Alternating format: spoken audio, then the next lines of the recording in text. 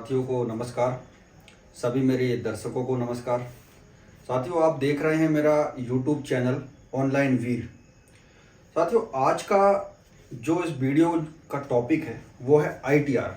क्योंकि हमारे बहुत सारे जो सीएसपीस हैं जो हमसे जुड़ के काम कर रहे हैं, बहुत सारे रिटेलर्स भाई हैं, बहुत सारे डिस्ट्रीब्यूटर भाई हैं, या बहुत सारे जो टेलीकॉम सेक्टर में जो काम कर रहे हैं, जियो में हैं या और भी जो अदर कंपनीज हैं उन पे काम कर रहे हैं, उन सभी का क्वेश्चन ये था आईटीआर के बारे में कि आईटीआर के लेकर के बहुत सारे डाउट्स हैं मन में, बहुत सारे क्वेश्चंस हैं। तो उन सभी का मैं एनालाइज करके आज इस वीडियो में मैंने आपको बताऊंगा।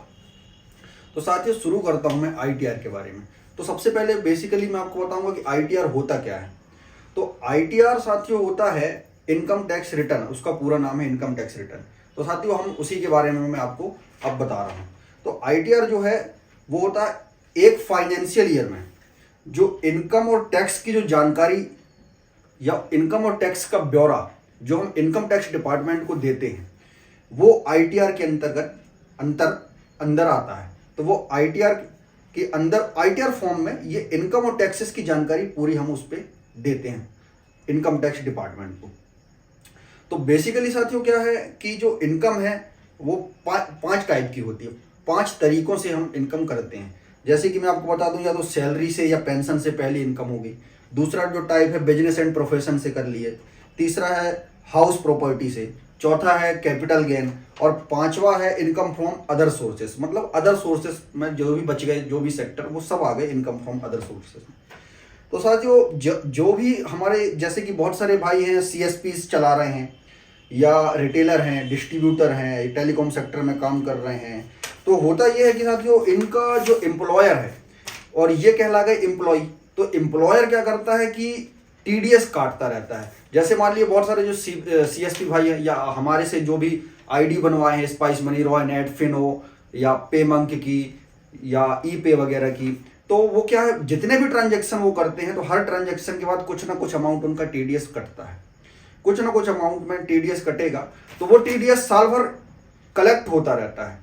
तो फिर जो क्या होता है, एम्प्लॉयर जो है ये टीडीएस जो की जानकारी इनकम टैक्स डिपार्टमेंट में भेज देता है। और अब इस साल की जो जानकारी है वो मई जो आने वाला है 2023, मई 2023 के फर्स्ट वीक में एम्प्लॉयर सारे जो टीडीएस की जानकारी अपने एम्प्लॉय की जो टीडीएस कटा है वो एम्प्लॉयर इनकम टैक्स डिपार्टमेंट को भेज देगा। और फिर ये मई के फर्स्ट वीक में ही इनकम टैक्स रिटर्न फाइलिंग का काम चालू हो जाएगा। तो जितने भी तरह की टीडीएस कटे हुए हैं, या तो सैलरीड से हैं, बिजनेस से हैं या अदर कोई सोर्सेज से हैं, वो सब आप इनकम टैक्स फाइल करके रिटर्न ले सकते हैं। तो साथियों, मैं वही बताऊंगा कि आईटीआर किसको भरना चाहिए। बहुत सारे साथियों का तो यही क्वेश्चन होता है कि हम आईटीआर किसको भरें, किसको नहीं भरना चाहिए।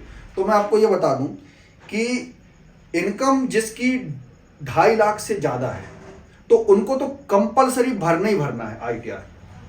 और यदि ऐसे लोग 2.5 लाख से कम है जिनकी इनकम, वो भरें या ना भरें तो उनका कुछ नहीं होगा। मतलब ये मान लो कि कोई फर्क नहीं पड़ता है कि आप भर भी सकते हैं, नहीं भी भर सकते, वो आपकी चॉइस है। लेकिन 2.5 लाख से ज़्यादा है तो आपको भरना चाहिए इनकम टैक्स रिटर्न। तो मैं आपको ये बता दूं कि जैसे देखिए, इनकम 2.5 लाख से ज़्यादा है तो आप भर सकते हैं। और कंपनी है यदि आप कोई या फर्म कोई चलाते हैं, उसमें जितना भी प्रॉफिट एंड लॉस होता है, प्रॉफिट एंड लॉस जो भी हो रहा है एक फाइनेंशियल ईयर के अंदर, तो वो आपका पूरा उस आईटीआर में डेटा आप इनकम टैक्स डिपार्टमेंट को शो करेंगे या दिखाएंगे। और चौथा है, यदि आप मोर देन 1 इनकम सोर्स है, यदि आप एक से ज़्यादा आपके इनकम के सोर्स हैं तो भी आपको आईटीआर फाइल करना चाहिए। यदि आपका कोई फॉरेन एसेट है, में इन्वेस्टमेंट है, तो भी आपको आईटीआर फाइल करना चाहिए। और यदि आप लोन या वीजा के लिए अप्लाई करना चाह रहे हैं तो भी आपको आईटीआर फाइल करना चाहिए। क्योंकि हाउस लोन में जनरली 3 साल का आईटीआर मांगते हैं जो आप बैंक के पास लोन के लिए जाएंगे तो साथियों ये है कि 2.5 लाख से यदि आपकी इनकम ज़्यादा है तो कंपलसरी आपको भरना ही चाहिए। बेसिकली मूल रूप से मूल मंत्र ये है। और यदि 2.5 लाख से कम है तो भरें या ना भरें उसका कोई फर्क नहीं पड़ता है, कोई भी मैटर नहीं करता है। लेकिन साथियों ये है कि यदि आप भर देते हैं तो आपके लिए ज़्यादा अच्छा रहेगा। बेनिफिट्स आपको मिलेंगे, जैसे होम हाउस लोन है या पर्सनल लोन है या और भी बहुत सारी सर्विसेज गवर्नमेंट की हैं, उसमें आपको बेनिफिट उसका मिलेगा। तो साथियों ये मैंने आपको बताया, और ये आपको मैं बताया हूँ। एक चीज़ और आपको बता दूँ, क्लियर कर दूँ कि जितने भी हमारे सीएसपी भाई हैं, रिटेलर भाई हैं, डिस्ट्रीब्यूटर भाई हैं, जैसे कि जो भी एम्प्लॉयर है उनका या तो स्पाइस मनी से जुड़े हैं, फिनो से जुड़े हैं, पेनियर से जुड़े हैं, पेमंक से जुड़े हों, ई पे से जुड़े हों, कोई भी कंपनी में यदि वो काम कर रहे हैं तो या जियो का रिचार्ज करते हैं, जियो टेलीकॉम सेक्टर में जुड़े हैं, या और भी कोई सर्विसेज आप यूज कर रहे हैं, तो क्या है, जो एम्प्लॉयर होता है कुछ ना कुछ अमाउंट में हर ट्रांजैक्शन में आपका टीडीएस काटता है। वो टीडीएस धीरे धीरे धीरे डिपॉजिट होता रहता है, साल भर आपका डिपॉजिट होता रहता है उस एम्प्लॉयर के पास में, और लास्ट में वो एम्प्लॉयर क्या करता है, पूरा टीडीएस जो आपका कलेक्ट हुआ, जो इकट्ठा हुआ डेटा, वो इनकम टैक्स डिपार्टमेंट को भेज देगा। जब आपको आईटीआर फाइल करेंगे तो अब वो पूरा टीडीएस आपका रिफंड हो जाएगा। और साथियों मैं आपको यही बता दूं कि यदि क्या होता है कि जो भी भाई सीएसपी का काम कर रहे हैं, जो आधार पे वगैरह सर्विसेज का काम कर रहे हैं, आधार से कैश विड्रॉल वगैरह का काम कर रहे हैं, तो उसमें क्या होता है कि 20 लाख से ज़्यादा यदि आप विड्रॉल कर लिए तो भी आपके अकाउंट्स में 2% या कुछ लोगों का 20% तक टीडीएस कटता है। जिनके अकाउंट में पैन कार्ड लिंक नहीं होता तो उनका 20% तक का वो टीडीएस काट लेता है बैंक। तो साथियों होता यह है कि जिसको भी क्लेम रिफंड कराना हो, मेन पॉइंट यही है कि जिनको भी क्लेम आपका जो टीडीएस जो कटा हुआ है उसको क्लेम करके रिफंड कराना हो तो आपको आईटीआर फिल करना कंपलसरी है, आपको आईटीआर फाइल करना ही होगा। तो साथियों कुछ चीज़ों में आपको बता दूं कि यदि आप हमारे माध्यम से, ऑनलाइन वीर टीम के माध्यम से, एक एक्सपर्ट के माध्यम से पेड सर्विस लेना चाहते हैं आईटीआर फाइलिंग की, तो इसका हमने कॉस्ट रखा है 600 रुपीज़।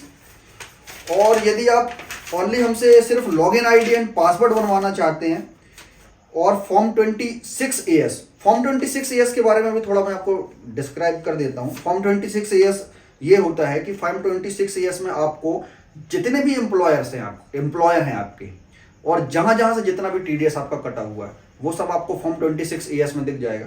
तो login ID, password plus form 26AS, बस यदि इतनी सर्विस लेना चाहते हैं तो इसका जो सर्विस चार्ज हमने रखी है वो 200 रुपीज़ रखी है।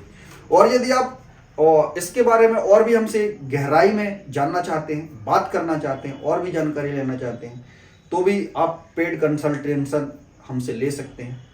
इसका ये जो फ़ोन में हम बात करेंगे वो आप पेड सर्विस रहेगी, उसका आपको 100 रुपीज़ पे करना होगा। उसके बाद आपको सारी इन्फॉर्मेशन गहराई से आप हमसे जुड़ के ले सकते हैं। तो एक्सपर्ट के माध्यम से कराना चाहते हैं तो हमसे दिए गए नंबर पे आप कांटेक्ट करिए, हमारी टीम से जुड़िए, हमारी टीम आपको हेल्प करेगी।